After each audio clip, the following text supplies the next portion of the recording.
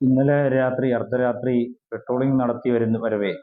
Special patrolling നടത്തി വരവേ രഹസ്യവിവരം ലഭിച്ചതിന്റെ അടിസ്ഥാനത്തിൽ പാൻ മസാലയും മറ്റ് നിരോധിത ഉൽപ്പന്നങ്ങളും കടത്തിക്കൊണ്ടു പോകുന്നുവെന്നുള്ള രഹസ്യവിവരം ലഭിച്ചതിന്റെ അടിസ്ഥാനത്തിൽ നിലമേൽ ഭാഗത്തും കുരിയോട് ഭാഗത്തും നടത്തിയ അന്വേഷണത്തിൽ പെട്രോളിംഗിന്റെ ഭാഗമായി നടത്തിയ അന്വേഷണത്തിൽ ഒരു വാഹനം പിക്കപ്പ് കണ്ടെത്തുകയും ആ പിക്കപ്പിൽ 19 ചാക്കുകളിലായിട്ട് നിരോധിത പാൻ മസാല 475 കിലോയോളം വരുന്ന നിരോധിത പാൻ മസാലകൾ പിടിച്ചെടുക്കുകയും അത് ഏകദേശം 5.25 ലക്ഷം രൂപയുടെ പാൻ മസാലയാണ് വരുന്നത്. ഇത് ബാംഗ്ലൂരിൽ നിന്നും വന്നെത്തിയിട്ടുള്ളതാണ് എന്നാണ് അറിയാൻ കഴിഞ്ഞത്.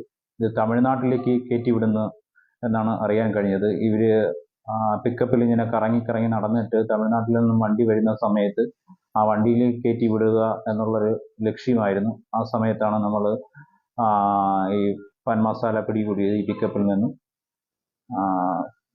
പിടികൂടി നിയമ നടപടി സ്വീകരിച്ചിട്ടുള്ളതാണ്.